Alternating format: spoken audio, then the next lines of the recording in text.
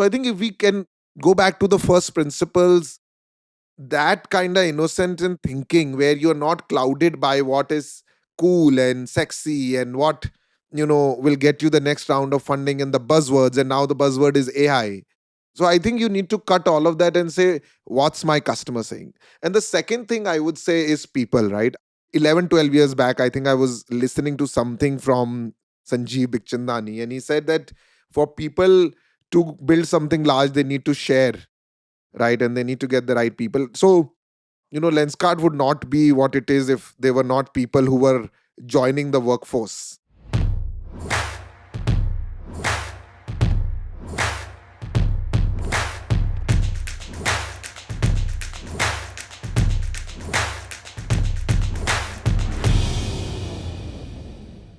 It's one thing to spot an opportunity, but quite another to build it and scale it. Everybody comes up with great ideas, but to build over a decade, see it to its grand end state of execution, not easy. And today we have the pleasure of interviewing one such person, Peyush Bansal, the founder and CEO of Lenskart, India's largest eyewear company. Peyush has been building this for over a decade. He's been instrumental in driving Lenskart's growth and success. In this interview, we'll talk about how his conviction kept building as a founder, and then we'll touch upon a little bit of his investing avatar. And finally, what he thinks about the theme of this podcast, which is the power of compounding. Hi, Piyush. Welcome to the show. Thank you for the time. Hi, Karthik. Thanks for having me. Glad to be here. Piyush, the first section, I'm going to go back to a little bit of the history of Lenskart. It has been well documented. Now you're a mega large company, so a lot of people have gone in and understood that history. You've been building it for over 13 years, I think. You started with online, moved into offline, moving into international. I think what will be of interest to the listeners is what convinced you to do two things. I'm old enough in the ecosystem to know that when you started, at least there was a Bagskart, Watchkart, Lenskart, and then a decision went to focus on one of them. So what drove that decision? And I'm sure that decision was based on the fact that this could become really, really large. If you can walk us a little bit through that history and that experience in the first few years. I was somebody who never really had dreams of being an entrepreneur, and I know I meet a lot of students now who are probably working or planning to do an MBA and they have plans on becoming an entrepreneur. At least I didn't have any of those. When I was working at Microsoft, the only thing that I used to get excited about every day is that the kind of impact Microsoft had on people's life, especially Office, where I used to work. And it was quite inspiring, to be honest. And you could meet everyday people who were using this.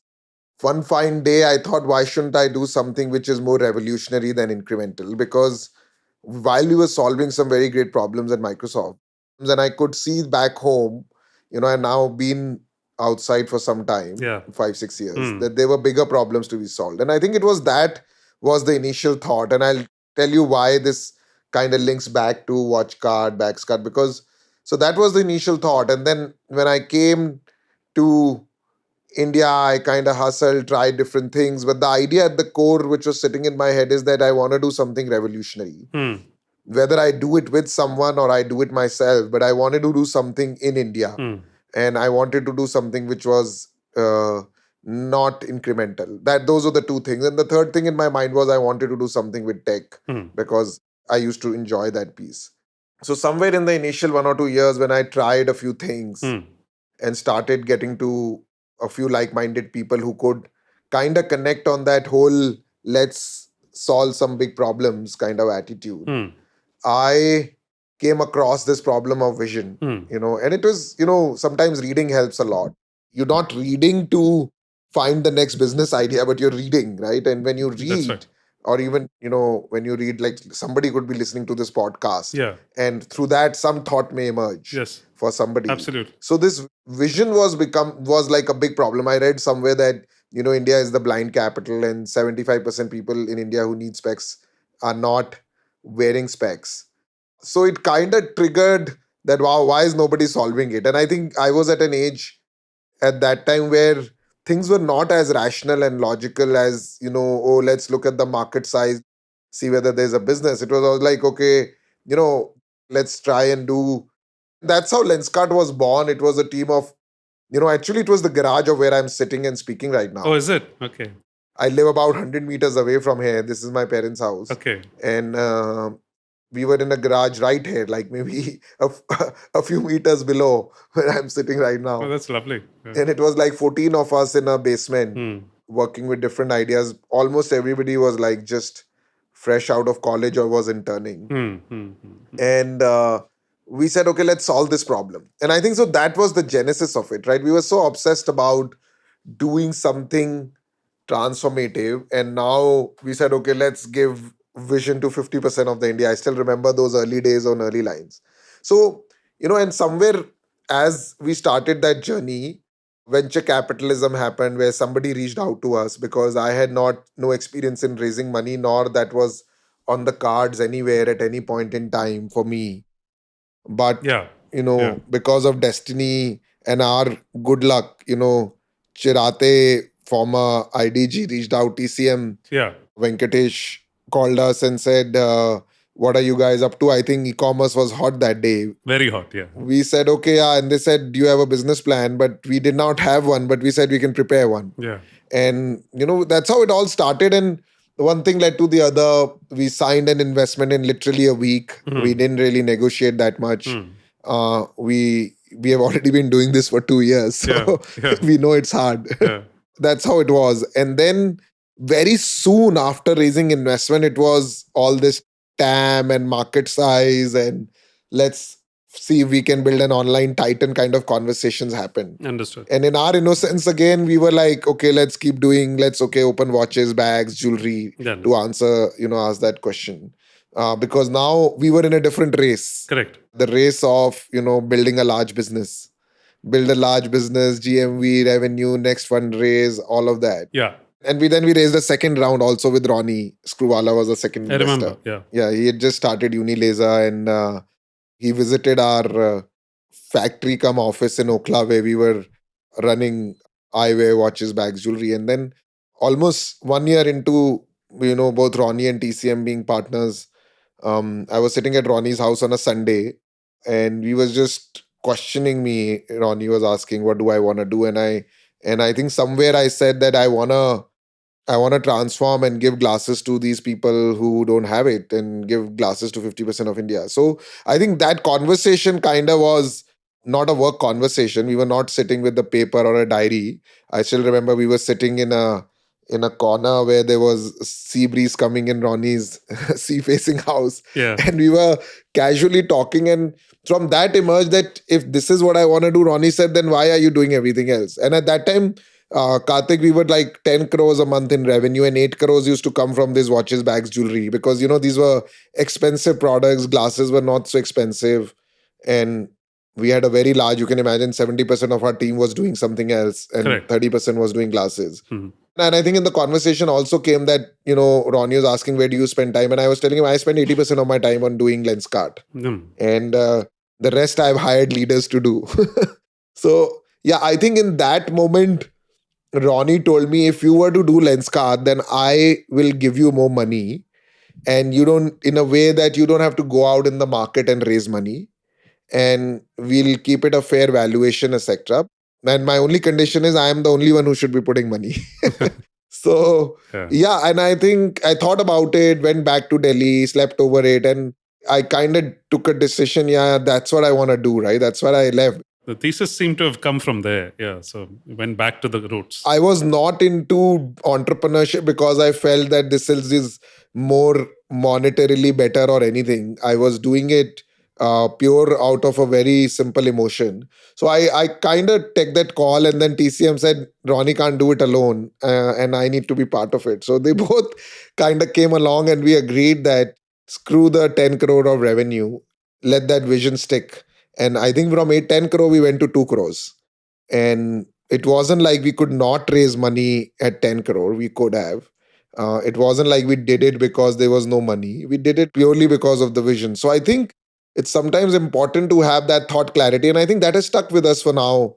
It was a good learning early on. It has stuck with us, after we even raised huge amounts of capital, which we at some point didn't even know what to do with. Yeah. We stuck to the core and never really did anything else. We wanted to transform. No, it's amazing. Yeah. I've let you go on because it's a super important lesson. We speak Yeah. about, we say it in a different way internally. We talk about the pathological obsession of a founder to solve a particular problem, right? And Yeah. I think, yes, India sometimes feels like a small market, and you feel like you have to diversify once you reach a certain scale. But in the early years, in the early part of the journey, if that obsession is not driving why you wanted to build something large in the first place, then even why bother, right? As you said, it's Yeah. entrepreneurship of the 80s, 90s was around, ye dhanda hai, paise bante hain. Yes. Whereas in the Yes. 2000s, 2010s, if you're not thinking about, or even more so relevant in the current era, that's the only thing that sustains you somehow over like a decade or two. There is no compounding of Yes. of True. of anything else other than obsession around wanting to build something super large, super important to you personally. We've always wondered, there has been an attempt in most markets now, like Warby Parker and Owndays, and I know now you own a big chunk of that business. There have been attempts to start these, independent eyewear brands and chains. What do you think has made sort of Lenskart become one of the best examples of this globally in terms of starting from scratch with an online model and winning big in terms of even upsetting the legacy sort of offline players versus seeing far more examples of this both either in India or globally for that matter. Only two things, right? I would say. I think one is customer obsession, Mm, right? I think just and truly in every essence of it, mm, and mm, obsessing about customers all the time, thinking about them, meeting them, mm, being objective, mm, willing to adapt, willing to change, being able to listen to the tough ones, despite you may be feeling that you are building, I don't know, Mercedes, but when a customer tells me, no, you're not building a Mercedes, you're probably building a Fatfatia, mm, So mm. really being honest to that. And, there was a point in time, Karthik, that a lot of investors that came on, they used to ask me, Piyush, do you know what is the revenue of Warby Parker, or do you know what is their business model? And people used to ask me, okay, Titan, how are your numbers compared to Titan? And I kind of felt stupid for a long time. Mm. We were so engrossed in doing what we were doing. Yeah. Like everybody may think that we were checking out what others are doing. We were not. Like it was like, okay, we start early, we end late. Mm. There is so much to be done. Mm. You get it done. There's hardly time to even take a break.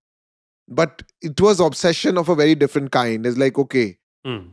maybe there is a COVID happening and the world is falling apart, but we are worrying about whether the customer got their glasses. It wasn't by design, but it was driving the whole thing. And I think that Mm. Mm. it kind of works always, that you keep going back, because we were never, I'll give you some anecdotal examples of, Please. we started opening stores, and a lot of people today ask me, you were the first person to start omni channel. Correct. I never started omni channel. Mm. I didn't even know the word omni. All we knew is that there were customers I was talking to, Yeah. and they used to come on the website. And while everybody was trying to figure out how to get more people on their website, I wanted to understand why people who are coming to our website not buying. And they used to tell me that we want to try. Yes. So we said, okay, we'll send stuff to your house and get you try. And then they said, we want an eye test. So that, okay, we'll do an eye test at your house. And even then, it was going to a certain extent. And then I spoke to them, and they said, boss, we don't like people coming to our house. Some of them are okay.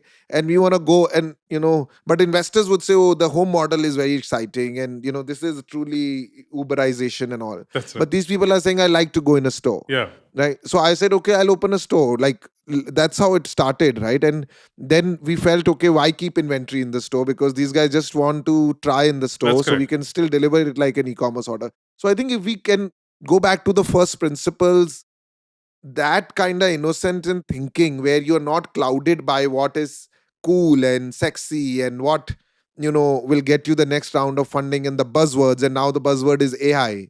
So I think you need to cut all of that and say, what's my customer saying? And the second thing I would say is people, right?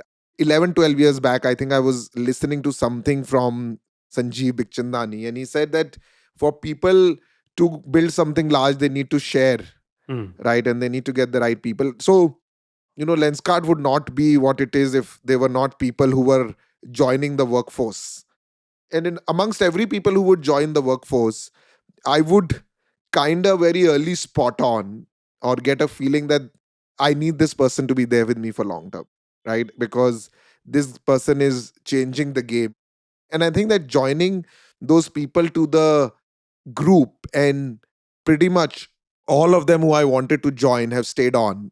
Amazing. And while the world will again took at noise, okay, what is attrition, what is this, and startup, it doesn't matter. What matters is that are you expanding that core group of people who can, because you need that handful people, but you can't do it alone, right? And I think that obsession over saying that I need to do this with you, otherwise I don't know, this will not happen, this vision will fall apart without you, kind of thing. No, these are awesome examples. Thanks for sharing. And actually, you've kind of preempted some of my questions in the third section, which was around how you compound growth and of everything, right? Of the customer base in terms of trust and loyalty, of organizations and team building.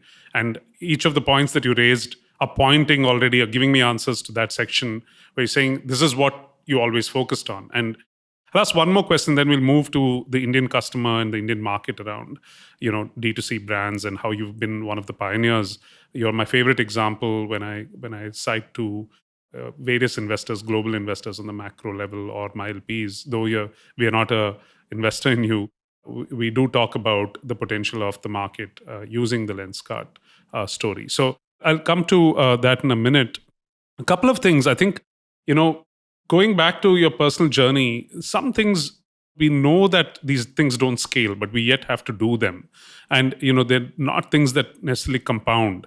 In the early stages of the startup, are there good examples of things that you've had to do where they counter to what you just said? This could have been COVID examples, it could have been prior to that. So that you're balancing sort of short term objectives with long term sort of orientation of building a sort of legendary profitable company. Just curious if you have good examples of this, because founders always grapple with this. I need to get stuff solved. Let me focus on all this other stuff later. It hurts the business. I'm sure every founder goes through it. So if you can relate any examples. I mean, you gotta get the car moving, and while you convert it into something else. And I think it's that oscillation between short term, mid term, and long term is very important. At the back of your head, I kind of have started to know that this is something that I'm doing it for now, but I know I don't want to be doing it for very long term.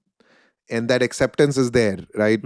And with that acceptance, I am, even till date, doing a lot of things which I don't think I should be doing, but that I know that this is gonna change. I have to change it in the future. And there are many of these things, like even getting salary to people on the first of every month, right? Yeah. You have to do it. Yeah. Ethically, you gotta do it. And for that, if you need to do some overtime and get stuff done, yes, you have to do it, right? But at the same time, you need to balance. There are innumerable things. It could be setting up a Gmail account for employees. Yeah. Yeah. Or it could be finding an office space. Yeah. Or it could be searching on LinkedIn Yeah. for the next person who's gonna join you, because you're not able to explain it to a recruiter Yeah. what you're really looking for. You can't really sum this up. Or going to a social event to find people. So I think when shit hits the wall, you need to really, your orders are not delivering, so you need to maybe take a few specs and start making them and start shipping them yourself. You need to do all of that. But one thing you need to balance with all of this is you need to start finding people who can take over these jobs. And because you have kind of done it, you have a much better understanding and you have a much better empathy what that person needs to be like for them to be able to do this job. Even today, right, there are things I'm doing which some people would come and say, you should not be doing it at this stage. Yeah. And I'm like, yeah, I know, I realize that, but I have to do it at this stage but I know in future we won't be doing it this way. I have even kind of figured out who should be allowed to car park in the office, because there are only limited parks in offices, right? Or Fully understand. so you know what I mean?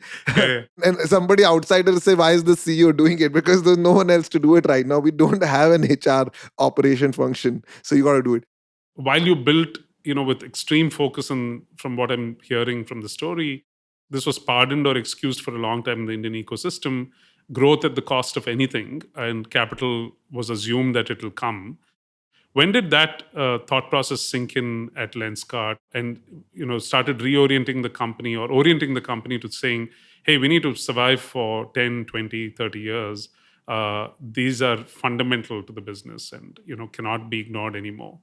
So, firstly, we were very clear as founders, as the Mm, core team, that why are we doing what we are doing? We were doing it to create something really institutional. It mm, was very clear, the motivations, right? It yeah. wasn't some of the decisions we took. And I used to read this book called High Performance Entrepreneur by Subrata Bachi, and he said the difference between a company and an organization and an institution.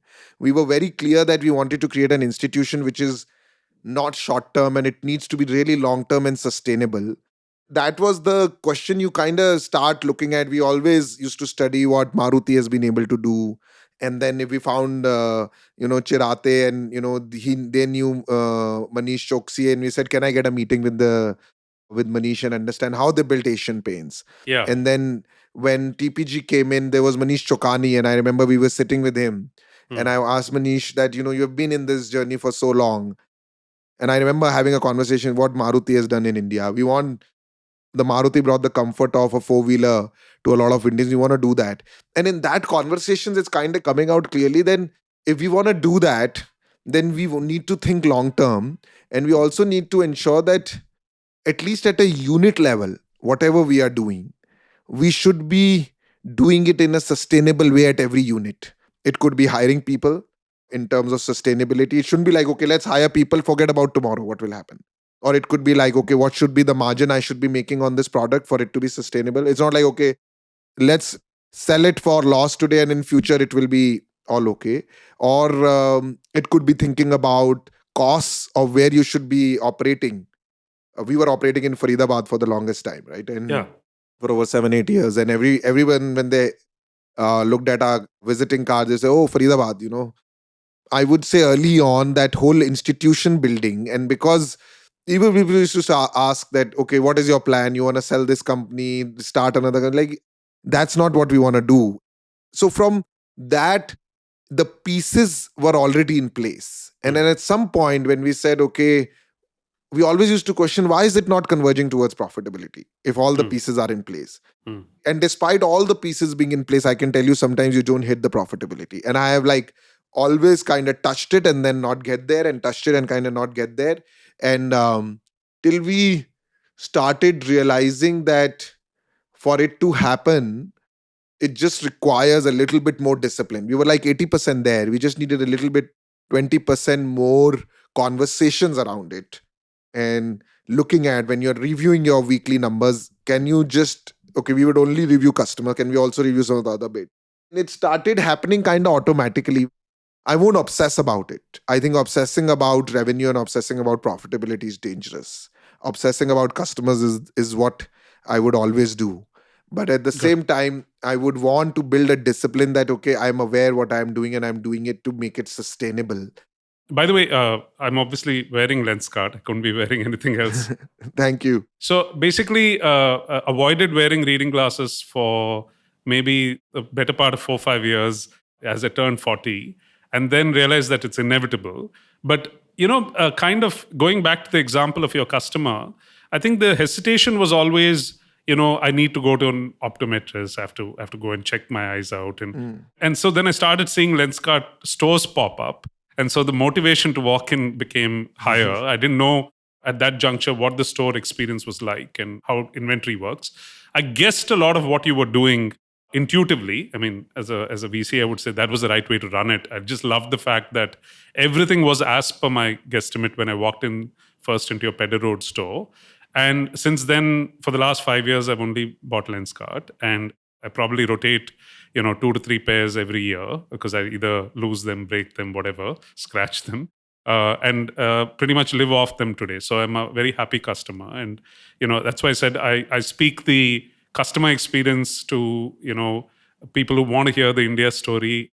Even though I'm not an investor, I speak about it as if I were one because I do go through the customer experience. But tell me, you did touch upon this one anecdote.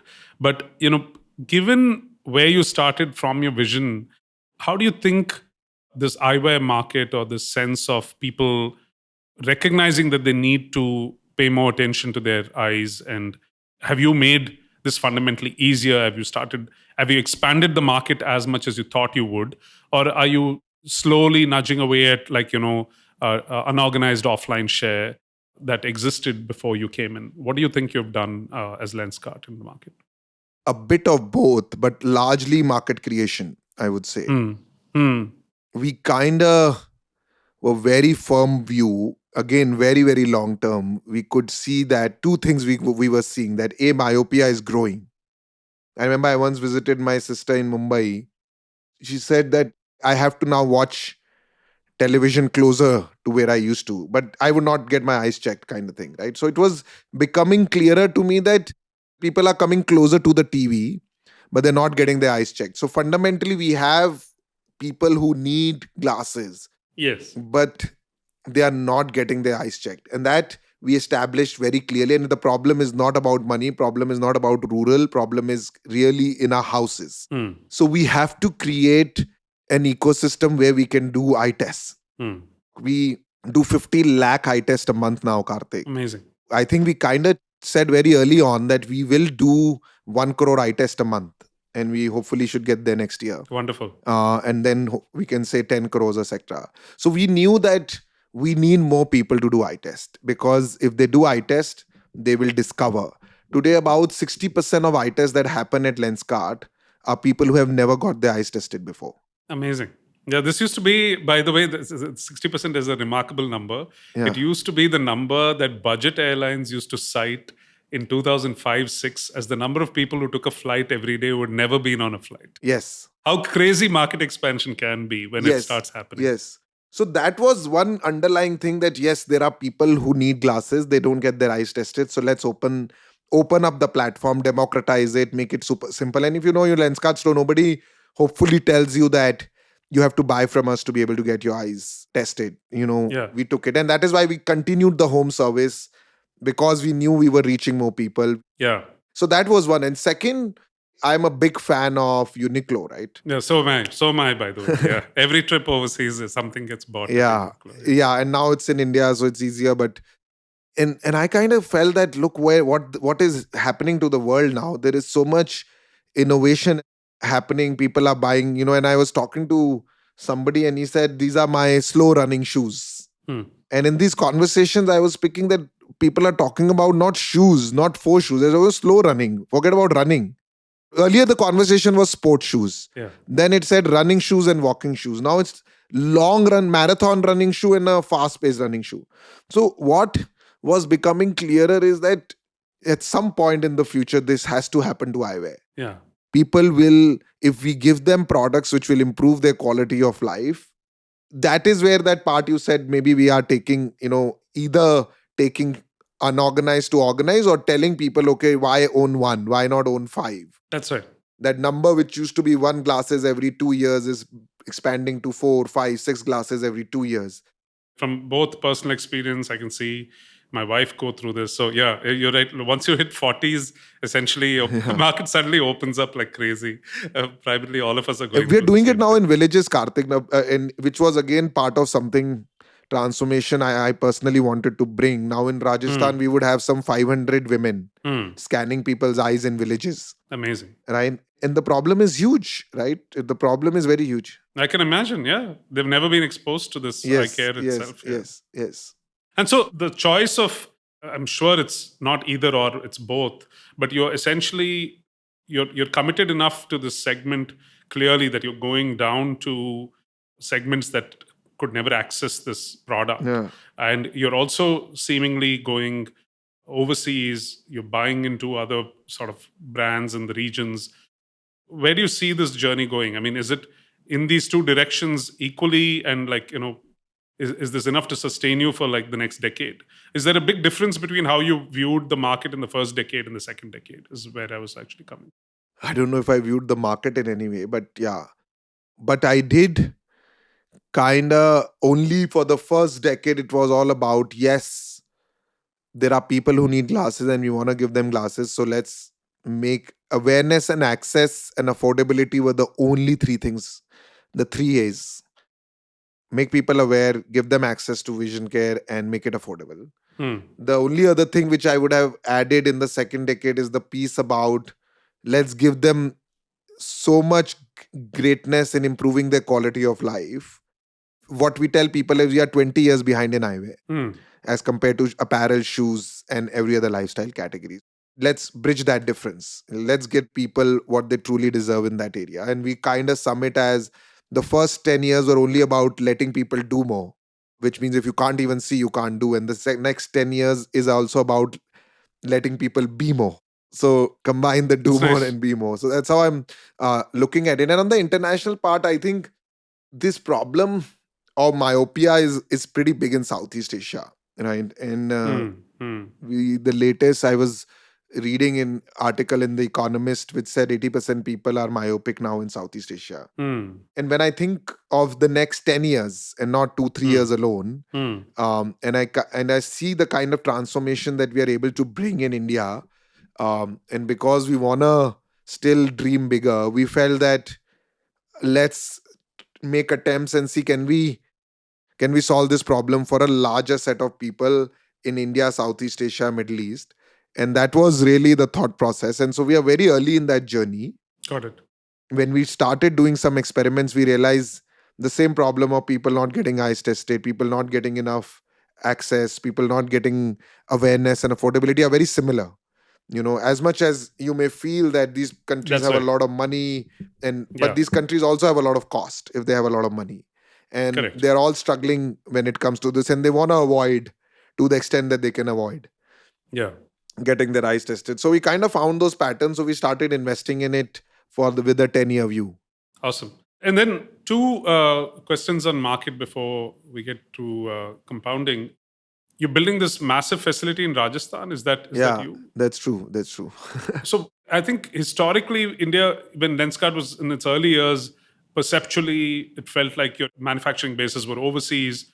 I think there's this incredible confidence now, both as a country and specifically with Lenskart, to say that we can service, and build world class products in India. So, from a manufacturing trend, do you see that as like the future of Lenskart, where all of your demand globally gets serviced from this mega factory in Rajasthan? And second question, maybe connected to it, is how much is technology on the front end? This is the back end changing to accelerate and ease pace of adoption. So my anecdote on that, by the way, is the last set of Lenskart last pair that I bought was bought while sitting on a 3-hour drive from the airport to a game park with your app, testing everything and then showing it to my wife and kid at the back seat and basically getting their approvals on which look made sense. And so it was fantastic, right? Because I haven't gone to a store in 2 years Yeah. now because the last pair was bought online. So, people, generative AI, AR, VR, all of this other nonsensical stuff that, Hmm. as you said, is getting woven into every narrative. But from your perspective, it's about vision. So it Hmm. is, I guess, it's relevant. So where do you see these two trend lines, manufacturing and AI, VR, AR, playing a role in Lenskart's journey? To be honest, Karthik, our decision to build this massive factory in Rajasthan, and then we hope to build many more, didn't come because we felt that India was ready for manufacturing and it's the next cool thing to do, just like omni-channel. Correct. And I know it's kind of happening at the same time now where people are realizing it. Uh, we kind of did it because when Geo happened, and we said, look, why was this company able to grow that much so quickly and able to make an, because we kind of drive inspiration from the fact that what Geo did, we want to give glasses to 50% India, and Geo came and kind of did it so quickly, and we were like feeling a little bit left behind. So Mm-hmm. we said, okay, they took many years to lay the optic fiber, and then they just came and did it right in 2 years. So they kind of put in the input. So we said, okay, if we want to serve a few 100 million people in India, then do we Mm. even have the supply chain for it? Because it kind of keeps becoming the bottleneck. We have more people in demand and we're not able to serve them. So we're trying to manage and we're always in this struggle how to. And then the customer experience always kind of goes for a toss for that little while. And the dependency, and we really want to make it more affordable, right? For people. And and capture that. So we said, okay, if we are so confident about doing this, and so why not take a bold bet? Let's put $100 million into building a factory which it can serve 50 million people a year. Because if we want to serve 300 million, then it would require, let's make a factory to serve 50 million, and then we'll make another one to serve 100, and make another one to serve another 200. So by the end of it, we are serving 350 million people, and 700 million people in India need glasses. So that's how we'll get to 50%, right? Kind of math Amazing. we were thinking in our heads when we make that bet. We again took inspiration from what Asian Paints and all have done in India. And what we are realizing now is it is quite a good environment to do so. And you can bring a lot of technology, really think world class. For what it's worth, India is a great place to do manufacturing. Yeah. Because if you want to do something which requires engineering and technology, we Yeah. have that. We may not be totally there in terms of infrastructure if you compare apple to apple from some of the other parts of the world, Yeah. but we will get there. But Yeah. what we have is ability to combine engineering and minds in manufacturing with that, which you don't see in every part of the world, with the same level of availability of talent. Uh, so yeah, you can do a lot of creative manufacturing in India, which is what we need because we have so many constraints of price, cost, logistics. It's not as streamlined. So when you work with Absolutely. that constraints in manufacturing and the dust environment that we have, you become stronger by the day. In terms of technology and front end and AI. So you asked earlier on this question, there are parts of the job which you are doing and you feel like you don't need to do it. We always kind of felt that nobody's been able to crack how to sell glasses online in a big Mm. way. Mm. And while we were doing all of this, we knew that at some point, just like shoes and lifestyle and apparel, people would come here, and we are Mm. not in a rush to do anything. Yeah. Nothing needs to be done tomorrow. So we need to start investing here. And as we start generating profits, uh, we wanted to start investing. So we really invested. We are investing in AR. We knew that the next big milestone is when people can scan their eyes on mobile phone, because it's a deterrent to still go to Yeah. a facility and have somebody trained and Mm. AI, etc. So while generative AI is really a good welcome, we kind of said that as we generate profits, there are 2 3 areas where we will continuously invest back our profits, a certain portion of our profits, and with a long term faith. Not necessarily, one was technology, Yeah. second is data, Mm. and third was people, really Mm. upping the bar on people. Like if you find great people and talent and raise the bar, you bring them into the ecosystem. Got it. And because it's like it's like a disciplined reinvestment of profits, Mm. we are not really disturbing and doing it. And it's you can say, okay, if I'm making 600 crores a year, I want to put 20% of this profits back into this. That's all it takes, right? And if I do it over the next 10 years repeatedly, so I think that's what we are doing. We didn't win some of these battles, to be honest. When an engineer comes out of IIT or NIT, their first preference to work is an Amazon or a Google or a Facebook. Mm. We said that they have to want to work at Lenskart. Mm. Mm. Want to work, like not by paying them shitloads of money to do it, because we not by them, but they want to work. It all starts with talent and those talent wanting to join. And so that's the focus, I would say, is to really build talent which can then start doing and solving these problems for the long term. No, no, amazing, amazing to hear all this. And actually, there's very little left to cover on compounding because Piyush, from the last 40 minutes, essentially you've given phenomenal examples and conviction on what builds a great consumer brand, what drives that kind of loyalty, adoption, trust, literally decades. And this is a lifelong sort of brand in terms of brand experience for even the end customer, right? Eyesight, unfortunately for most people is a one-way street. If you require the product, you require it for a long time. The second is, of course, how do you think around compounding at this scale?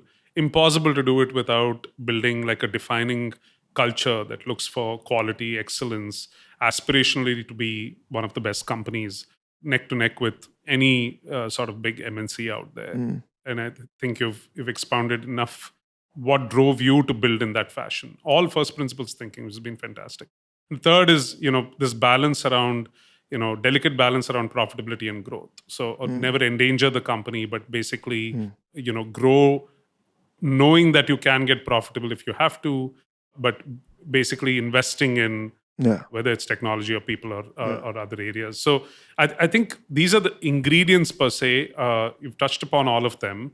Just to recap each one of them, maybe one or two things that you can maybe give as tips for younger founders. I just want to add one thing on compounding, right? I think Yes, please. after, one core thing which is very, I think, above all of it, above all of that I spoke about, customer obsession, team obsession, thinking, investing in the core, I think is to compound is culture. A lot of people say that a lot of D2C companies don't cross beyond 100 crores, and this is something I keep hearing from the market. Yeah, But yeah, there is yeah, another thing, a lot of large companies don't cross, maybe 7 8,000 crores, $1 billion, yeah, let's say, yeah, yeah, or yeah, or maybe don't cross by maybe 3 4,000 crores. A lot of people yeah. you will see stuck at that 2.5 3,000 crore number. I think just in terms of, when revenue is not of significance, I'm talking about size. I think, to at least I can tell you, from moving from a mid-size company that we are to a really large impactful companies that have created very significant impact, Mm, like the Marutis and the Asian Paints, or globally Amazon, Netflix, and Google, etc. It will boil down to culture, talent. mm. How are you executing? Because you are not executing, it is the machine that is executing, and you That's need correct. to know what is the machine that you're building. Yeah, I don't want to use the word machine in the sense that it is machine, but it is a self-running ecosystem that's right. that needs to run on its own. Only then you can compound Yes. at that rate. Otherwise, you won't be able to compound. You may be able to incrementally do, because now your compounding is of a larger base. And on a larger base, compounding at 30 40% a year is not easy. So they're just focusing a lot on how are we executing, the clarity of thought, leadership, ways of working, being very clear how will we take decisions every day. Because now Mm, you're not taking decisions. Somebody sitting in some other geography is going to have to take decisions. What should yeah. their decision making framework should be like becomes so crucial. And investing in finance, HR, which maybe you can still kind of underball in the first 4 5 years, and Yeah. you cannot, like, it needs to be your strongest functions. This is like a godsend podcast, 45 minutes of punchy advice for most growth founders who essentially, like you said, are at a point where they have to make this choice on whether they truly believe in the compounding story, for which they have to make these investments in people, in finance, and in culture. I think you get a second shot at recalibrating it. You don't get a third shot, is my take.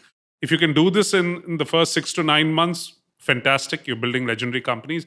A lot of founders don't necessarily get it, or they're too young to know this, or they've not worked long enough to know this. Then, as you said, maybe you get a second shot if luck has played its role in getting you the capital, getting you the initial solid team. You've built broadly with first principles, but you haven't really overthought it. Great. Then you get to the 5 6 year 8 year point, and then you get another shot to say, is this it? Are you going to be an incremental company from here, or are you going to become a sort of path breaking, the equivalent of, I always dream about this future Nasdaq index equivalent that we will build in India. And Yes. I always wonder who will be those 30 40 companies that we look to. And if you want to have a shot at being one of those companies, then all these lessons that all the great guests on this podcast are giving, including you, are very, very, very essential. And so that's for the growth side. Yeah. A little bit of a flashback.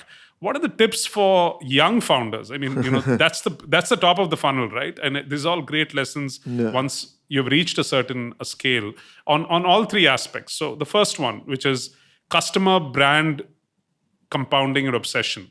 I know you've spoken about it, but any one or two tips that they can copy? What should they be looking at as young D2C founders, or young any founders, right? That's one. The second is on team culture, things that you could have done better or got right in the first 2 years. What can they do to get things right in the first 2 to 3 years?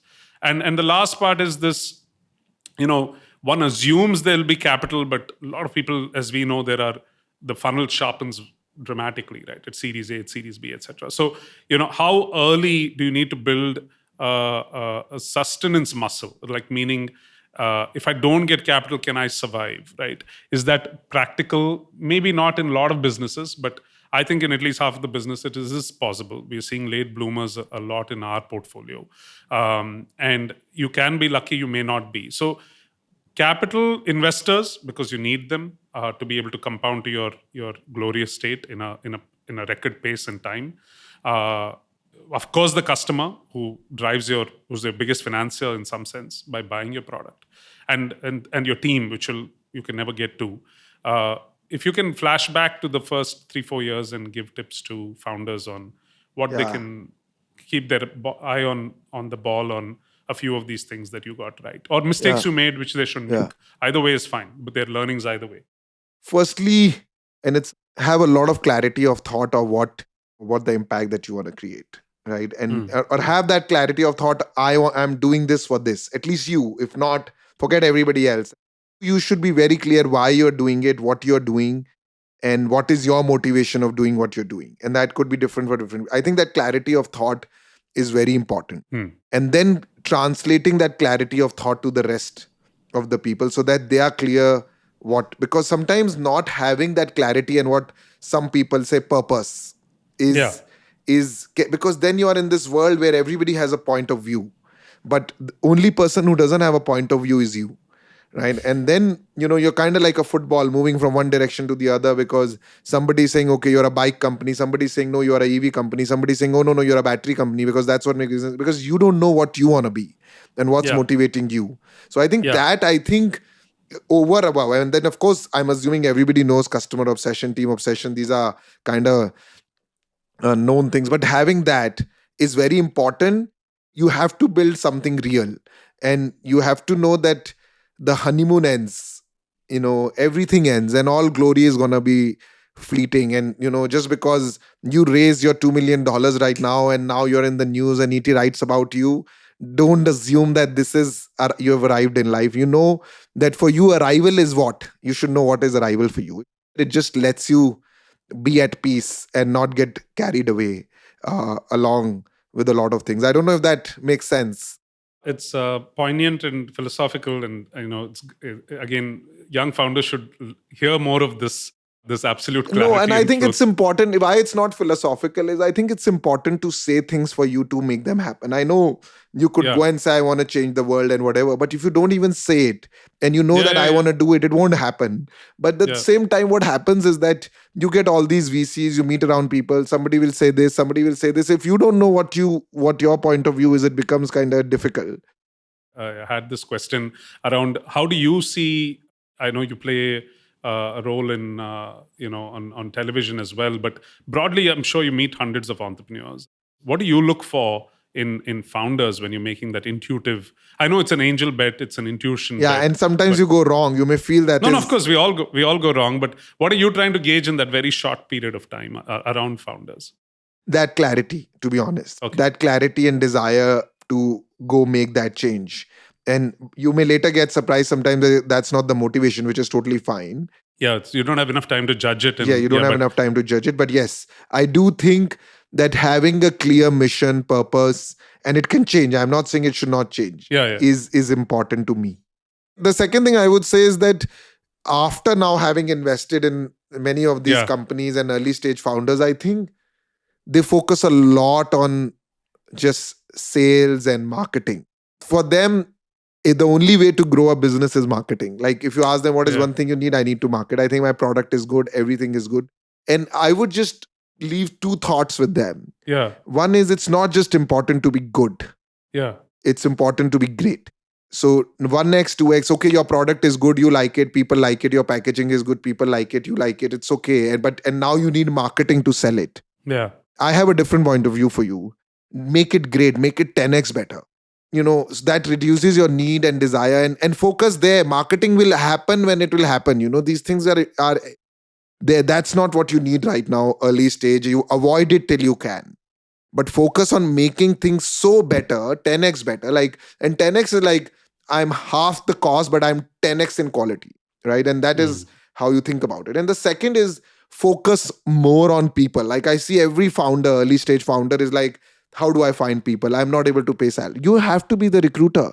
the only way you're gonna progress forward 3 months from now or 6 months from now is finding people, get some like-minded people. Yeah. Otherwise, how will, even if you have a great idea, great proposition, great clarity, how do you change the future? So those are the two things I would leave with the early stage.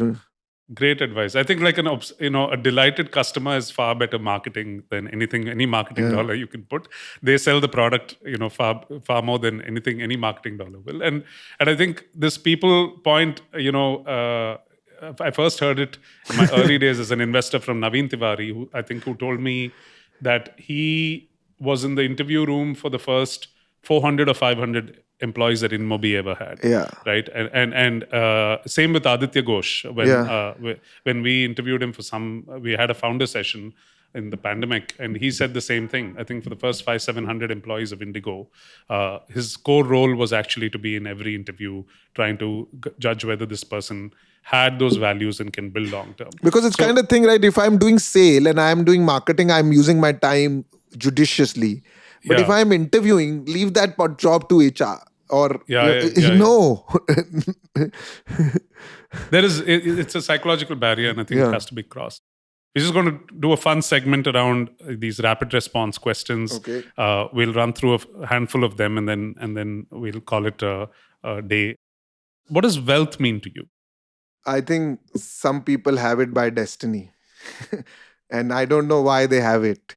It's a question I always have it at the back of my head, but it has to be put to good use. It's a great answer. I agree with the second part. Which Indian entrepreneur or business person has had most influence on your outlook on life, your career, on building Lenskart? I think Ronnie in India, yes. Super. And I think in those early days, it shaped a lot of the of that journey. So great to hear. And by the way, he was an investor in our first fund, and Okay. For the limited amount of time that I've spent with him, is a great business person. What motivates you, given how much you've already built and scaled this business? I mean, what gets you out of bed in the morning to say that today will be better than yesterday? I get out of bed earlier every year that passes by. Yeah, that's fantastic too. It's the desire to build a global impact out of India. We need more of those stories. So thanks, Peyush, for carrying the mantle. Wishing you a lot of luck. If you could meet one person from Indian history, who would it be and why? Mahatma Gandhi, I guess.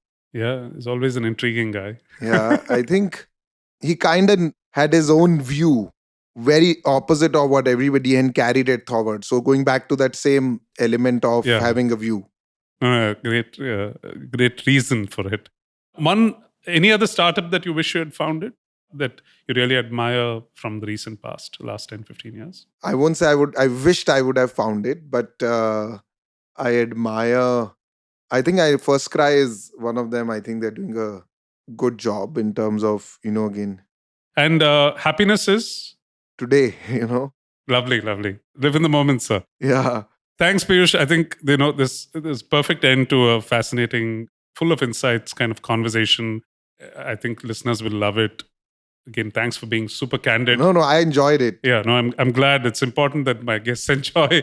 I think that brings out, more sort of real take home advice and makes it more fun for our listeners. So once again, thanks a lot for this time and for all your inputs. Thanks, Karthik. Thanks for having me. It was lovely chatting. Thanks.